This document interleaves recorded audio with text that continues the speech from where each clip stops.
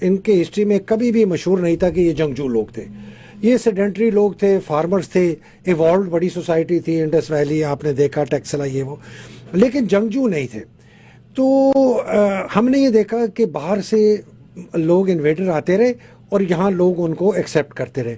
Alexander سے شروع کریں 1947 تک. الیگزینڈر کے بعد میں 710 پہ آ جاتا ہوں. محمد بن قاسم آئے, غزنویز آئے, غوریز آئے, ترکک جو سلیو ڈائنیسٹی ہے قطب الدین ایبک والی وہ آئے, خلجی آئے, تغلق آئے, لودھی آئے, پھر مغل آئے, بہت بڑی ان کے امپائر. پھر سکھ اپنے لوکل وہی بیچ میں سے اٹھے اور وہ 3 ملین سکھ نے 77 ملین مسلمانوں کے اوپر حکمرانی کی, رنجیت سنگھ, پھر دورانی, نادر شاہ درانی, پھر احمد شاہ ابدالی اور پھر انگریز. اور یہ آپ دیکھ لیں یہ ہمیں لے گیا کہاں سے لے کر ہمیں جی 710 سے میں آپ کو 1947 تک لے آیا.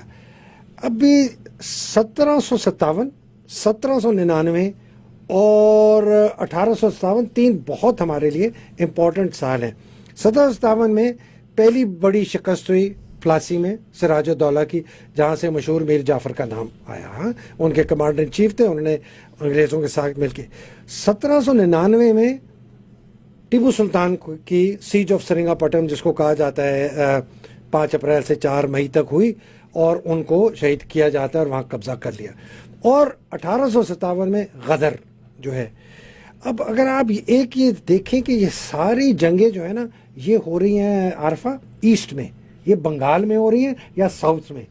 انڈس یہاں جو بیسن ہے نا پنجاب کا علاقہ, امن سے لسی پی کے یہ لوگ ماشاءاللہ سوئے ہوئے ہیں. لیکن جو سب سے حیران کن بات ہے وہ میں آپ کو بتاؤں, شاید پہلے بھی ذکر کیا ہو, 1857 کی جو بغاوت ہے یا جنگ آزادی پہلی ہم کہتے ہیں, اس کے اندر جو بغاوت کی انڈین ٹروپس نے اپنے انگریز افسروں کے خلاف, ان کے اندر بیشتر مسلمان اور ہندو تھے, بلکہ for every 7, 6 were Hindus, 1 was مسلم. تو بنگال کے مسلمان, بہار کے, اڑیسہ کے, تلنگانہ کے, ساؤتھ کے اور ہندو. کنہوں نے بغاوت نہیں کی؟ پنجابی مسلم یونٹس نے, پٹھان یونٹس نے, سکھوں نے اور یہ گورکھا جو تھے, انہوں نے بغاوت نہیں کی. یہ 4 جو ایتھنک گروپس ہیں انہوں نے بغاوت نہیں کی. اور جب 1857 کی واپس آرمی نے ٹیک اوور کیا دہلی کو, برٹش آرمی نے, 3/4 ان کی جو فوج تھی دیٹ کمپرائزڈ پنجابی مسلمانز, پٹھانس اینڈ سکھس. اور 2 ہفتے ریپ آف ڈیلی کہتے ہیں اس کو, جس کے اندر ہزاروں جو خواتین اور بربریت جو ہوئی. اس کے بعد انگریزوں نے کہا کہ جی یہ تو بین کر دو, اور انگریز کراؤن نے ٹیک اوور کر لیا. انہوں نے بین کر دی ساری آرمیز کو, ڈیزالو کر دیا. 3 تھیں, مدراس, بامبے اور بنگال. اور انہوں نے نئی بھرتیاں شروع کی. اب انہوں نے کہا جی یہ بنگالی کو نہیں لینا, بہاری کو نہیں لینا, یہ ہائی کاسٹ برہمن کو نہیں لینا, ہم نے لینے ہیں جن کو انہوں نے کلاسیفائی کیا, ہم نے لینا ہے جی مارشل ریسز. اب مارشل ریسز کی نا انہوں نے کیٹیگرائز میں 5 انہوں نے بنائی. انہوں نے کہا جی پنجابی مسلمان, پٹھان, پنجابی ہندو لو کاسٹ, ہائی کاسٹ نہیں, پنجابی سکھ اور گورکھے, یہ 5 کیٹیگریز انہوں نے کہا جی یہ مارشل ریسز ہیں. مارشل ریس کی ان کی ڈسکرپشن بڑی انٹرسٹنگ ہے. وہ کہتے ہیں جنگجو ہیں, لڑاکو ہیں. ایک اچھی صفت, باقی ذرا 7 صفتیں آپ دیکھیں. 7 صفتیں ہیں, انٹلیکچولی انفیریئر ہیں, ذہن کمزور ہے, ان پڑھ ہیں یا پارٹلی ایجوکیٹڈ ہے, بالکل ان پڑھ ہیں یا تھوڑی سی ان کی ایجوکیشن ہے, اگریرین ہے, دیہاتی ہیں, لیکنگ انیشیٹو, خود فیصلہ کرنے کی صلاحیت نہیں رکھتے, lacking leadership to command troops کو قیادت نہیں کر سکتے, ایزیئر ٹو کنٹرول, آسانی سے قابو کر سکتے ہیں ان کو, اور یہ کبھی بھی بغاوت نہیں کریں گے اور ہمارے وفادار رہیں گے. یہ تھی ان کی ڈیفینیشن مارشل ریس کی. ادھر سے انہوں نے بھرتیاں کی. 1857 سے لے کر انہوں نے 1947 تک جو فوج بنائی وہ ان مارشل ریسز سے بنائی, اور اس بیسس پہ بنائی جو میں نے آپ کو بھی بتا دیا ہے. میری اپنی یونٹ 15 پنجاب, جس کو ہم بڑے فخر سے 33 پنجابی محمدنز کہتے ہیں, اسی کرائٹیریا کے تحت اس کو ریز کیا گیا تھا. میں آپ کو بتاؤں عارفہ ایک بہت شرمناک میں نے خود ایک یونٹ میں اس کا نام نہیں لیتا، اب انہوں نے وہ ہٹا دیا ہے، وہ بڑے پراؤڈلی اپنے میس میں اپنے بیٹل آنرز میں دا بیٹل آف سرنگا پٹن اپنا بیٹل آنر دکھاتے تھے کہ یہ ہم نے سرنگا پٹن پر ٹیپو سلطان کے خلاف یہ ہماری یونٹ لڑی تھی، ہم نے فتح کیا۔ یہ ہے لیگسی اور یہ ہے مائنڈ سیٹ، یہ آپ کو سمجھنا پڑے گا۔ 1947 میں جب پارٹیشن ہوا کوئی چینج نہیں آیا اس مائنڈ سیٹ میں، اور یہ صرف فوج کے اندر نہیں تھا۔ دیکھیں جی انگریزوں کو کیا چاہیے تھا، 3 چیزیں چاہیے تھی جب کراؤن نے ٹیک اوور کیا۔ ان کا جی سب سے پہلے تو ہے کہ بغاوت پھر نہ ہو، تو سخت کنٹرول رکھو، قابو کرو کہ اس کے بعد بغاوت نہ ہو۔ اس کے لیے ایسی فوج بناؤ جو ہمارے کنٹرول میں ہو، اگر لوگوں کے خلاف بھی استعمال کرنا پڑے تو ہم کریں گے۔ تیسرا ان کا مقصد عارفہ یہ تھا کہ وہاں سے جتنی دولت ہے اس کو نکال کے ہم انگلستان لے جائیں۔ تو کنٹرول، ایڈمنسٹریٹو کریک ڈاؤن اور ایکسٹریکٹیو اکانومی، یہ 3 ان کے مقصد تھے۔ اس کے تحت انہوں نے فوج بنائی، اس کے تحت انہوں نے بیوروکریسی بنائی، اس کے تحت انہوں نے جوڈیشری بنائی، اس کے تحت انہوں نے پولیس بنائی۔ 1947 آیا، کوئی تبدیلی ہم نے نہیں کی۔ ہندوستان نے تھوڑی بہت تبدیلی ضرور کی، انہوں نے اپنی فوج کو ماتحت لے آئے سویلین رول کے، ہمارے فوج کو سویلین کوڈ کے ماتحت نہیں لائے گا، آج تک نہیں لا سکتے۔ ابھی تک کوئی فوجی سول کورٹ میں، ہائی کورٹ میں نہیں جا سکتا۔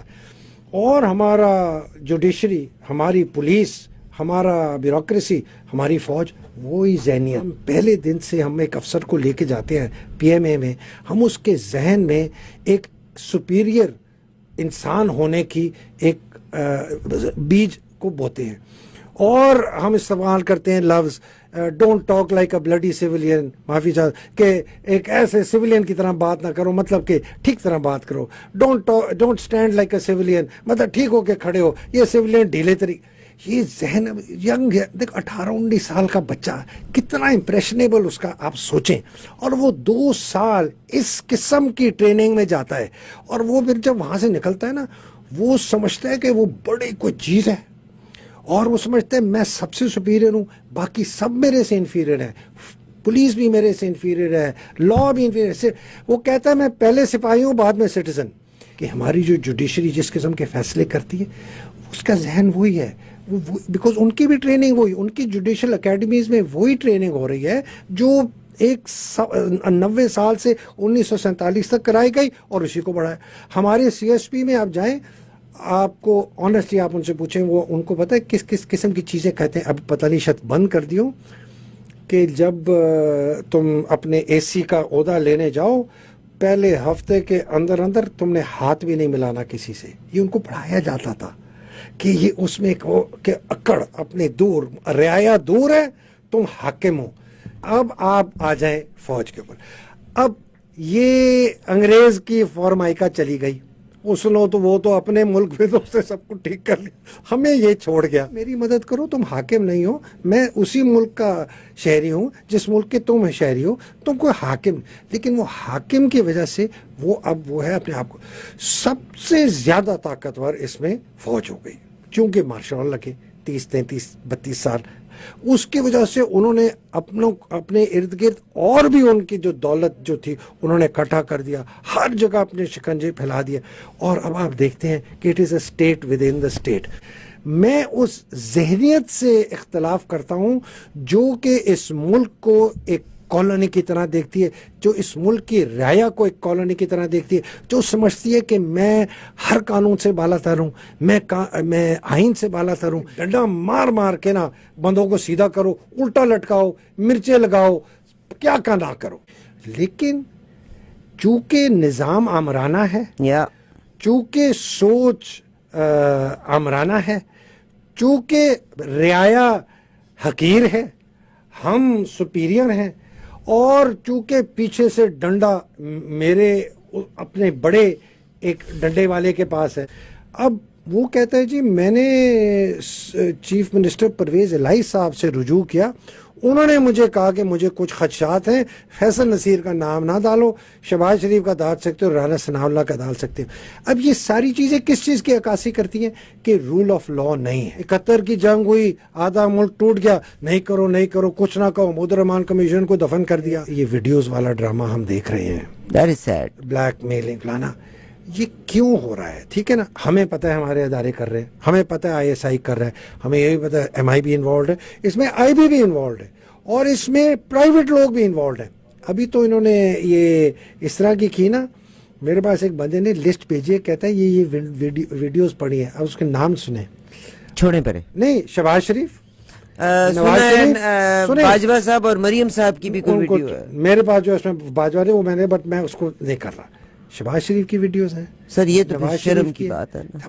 مطلب آپ سوچیں کتنی ڈیگریڈ ہو گئی ہے ہمارا انسٹیٹیوشن۔ ظالم آدمی کو کمپیٹنٹ کہتے ہیں، یہ بندہ تو میجر جنرل بھی نہ بنتا۔ آپ بلوچستان میں تھے، وہاں بہت انہوں نے حرکتیں کی ہیں، ان کے خلاف بڑی ایلیگیشنز ہیں، بعد میں نکلیں گی۔ مسنگ پرسنز کیسز میں بہت بڑا ہاتھ ان صاحب کا ہے۔